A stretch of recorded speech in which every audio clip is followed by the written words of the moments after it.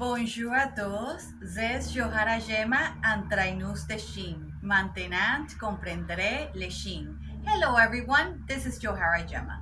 Today on Understanding Dogs, I will be talking about how to walk your dog and have control of them.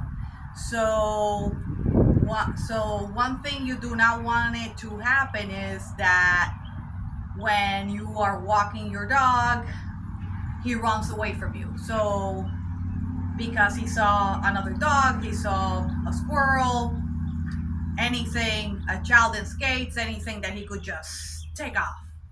All right, so it is really important that it all starts at the beginning.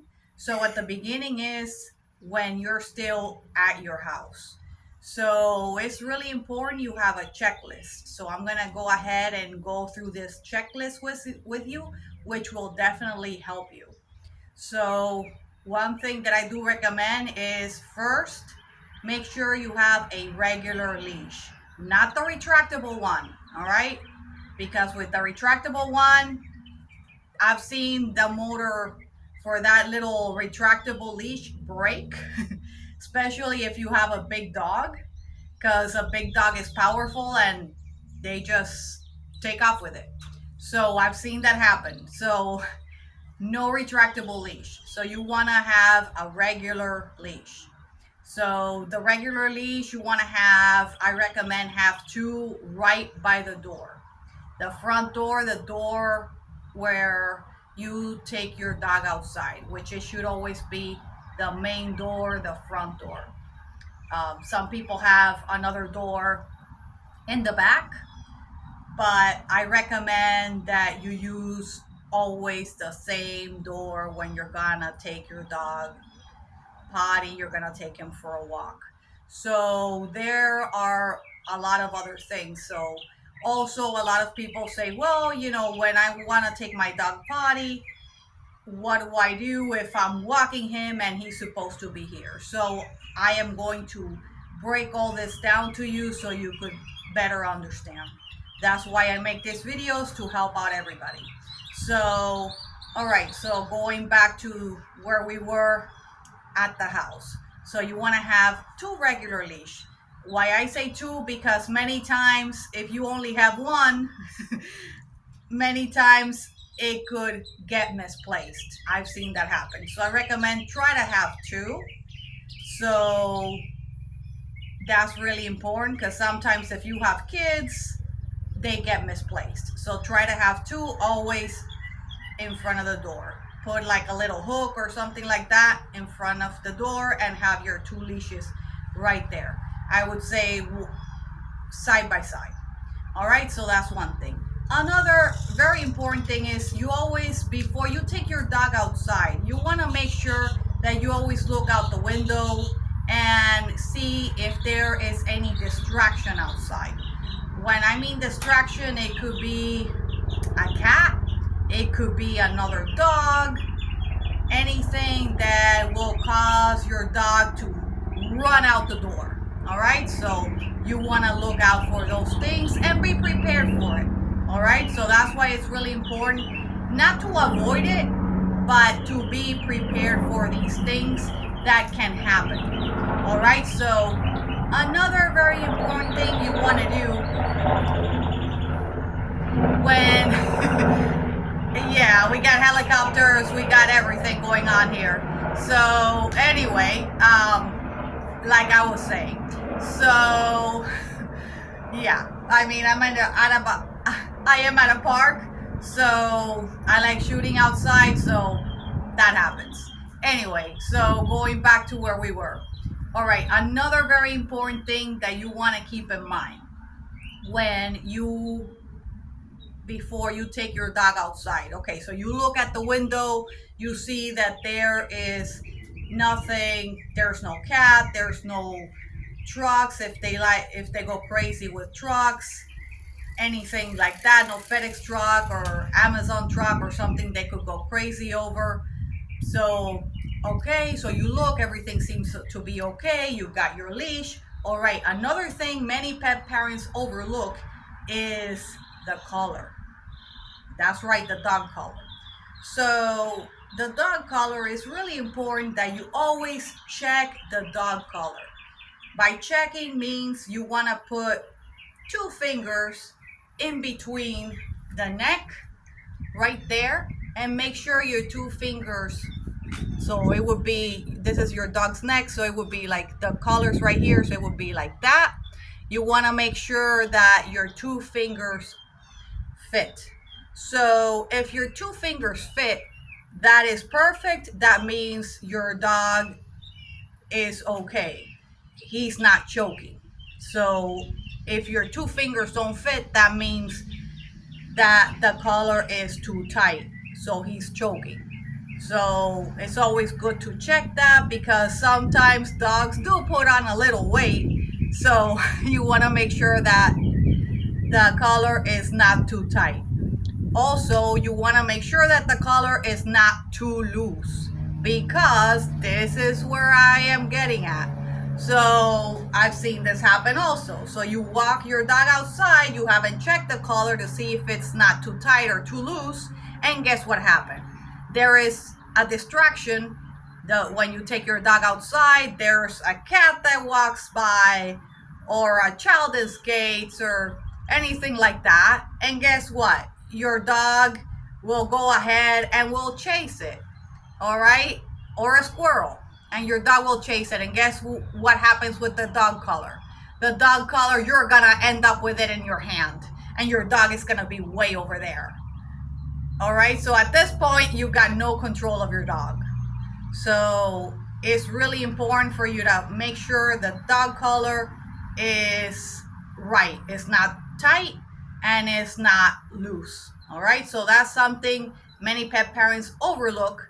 So I recommend make sure you do check that. Okay, so the other thing I wanted to go ahead and talk about is, so all right, so you got all those things that I mentioned. Now when you open the door, make sure you're holding your dog on the leash and make sure that he's sitting. You want to make sure that he sits. Always make sure he sits in front of the door. All right, give him something to do. It's not just boom out the door. No, because this will cause problems. Like I said, he could run away. So make sure he sits and you tell him sit and you tell him wait. So wait is a pause. I talked about this in my previous video. So wait is a pause.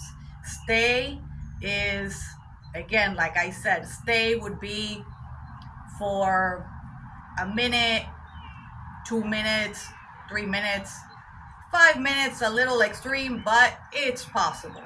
All right, so depending on the situation. So if you see that when you tell your dog sit and you open the door, you'd say wait, and you open the door and you see that there is a distraction, then you're gonna go ahead and say stay, because you want to say stay, so that way it gives you a little bit of time to gain control of the situation. And I would say probably if there's a cat or anything there, I would say for you to go ahead and redirect him.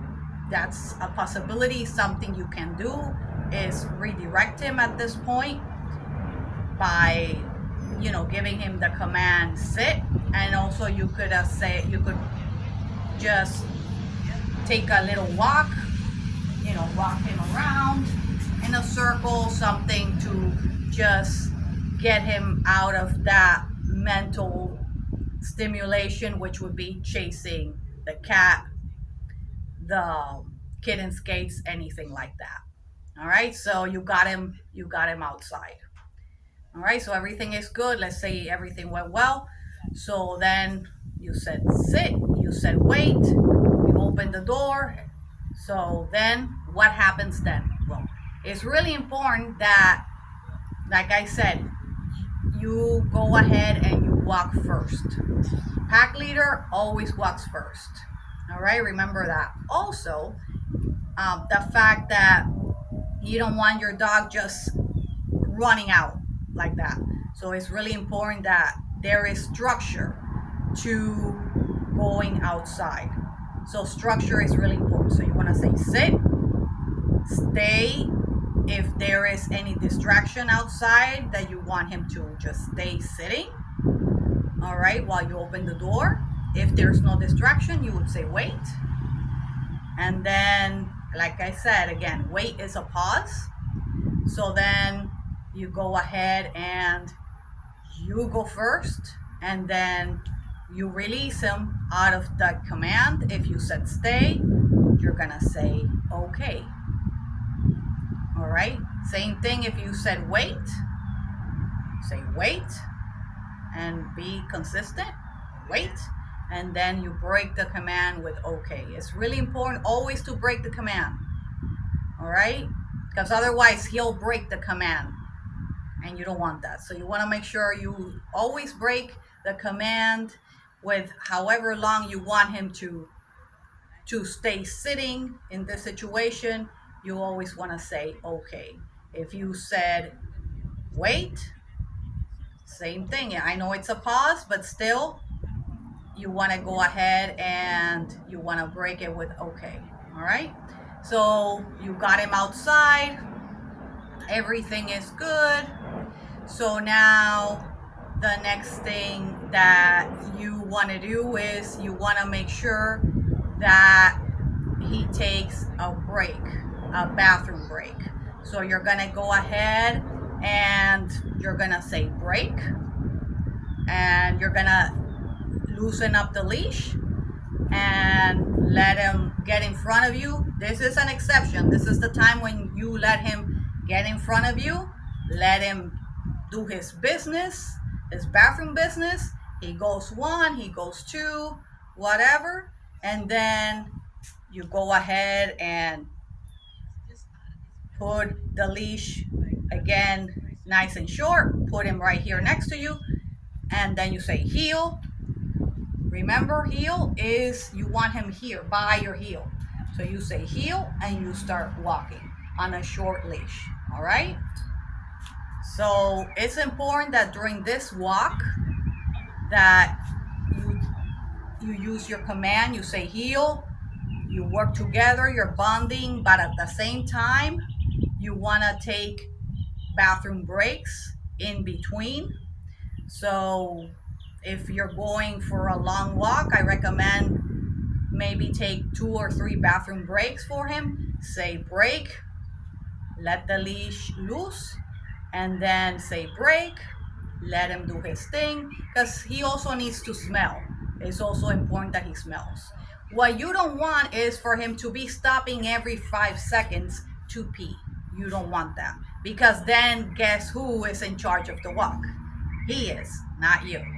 So you want to make sure that the walk is consistent. When you say heel, you're both walking nicely. Then, like I said, in a couple of walks, you're gonna go ahead and let him take a break so he could smell, because he needs to do that, and go to the bathroom.